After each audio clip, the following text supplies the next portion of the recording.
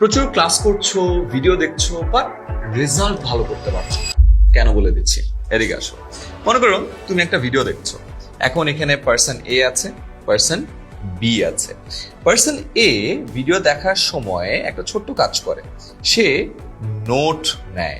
ভিডিওতে যা যা দেখছে তার সবকিছুই সুন্দর করে তার এখানে নোটে তুলে ফেলে।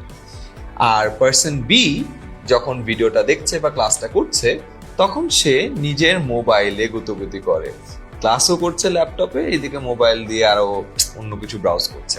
খেয়াল করে দেখো, এই যে এই ভিডিওটা দেখার সময় পার্সন এ একবার ভিডিওটা দেখলো, দেখার পরে ওই জিনিসটা মনে করে লিখলো, মনে আরো গেঁথে গেল। আর এই পার্সন এ যখন পরবর্তীতে রিভিশন দিবে, এই নোট দেখে কিন্তু সে আবারও রিভাইজ করতে পারবে।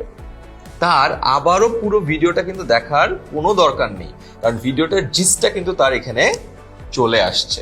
তো তুমি যখন ভিডিও দেখছো বা ক্লাস করছো, এরকম নোট দেখার চেষ্টা করো, তাহলে যেটা হবে, পার্সন এর গ্রেডটাও হবে এ, পার্সন বি এর মতো যদি মোবাইল ঘাটো, তোমার গ্রেডটাও হবে হলো বি। বাই দ্য ওয়ে, তোমাদের কিন্তু রেগুলার লাইভ ক্লাস চলছে ফেসবুক গ্রুপে, কমেন্টে লিংক দিয়ে দিলাম, জয়েন করে ফেলো। আর এখন থেকে যেই ভিডিও দেখবা, যেই কন্টেন্টে দেখবা, পার্সন এর মতো সুন্দর করে নোট করবা, ওই নোট থেকে পরে রিভাইজ করবা, তাহলে পার্সন এর মতো তোমার গ্রেডটাও এ হবে। Best wishes.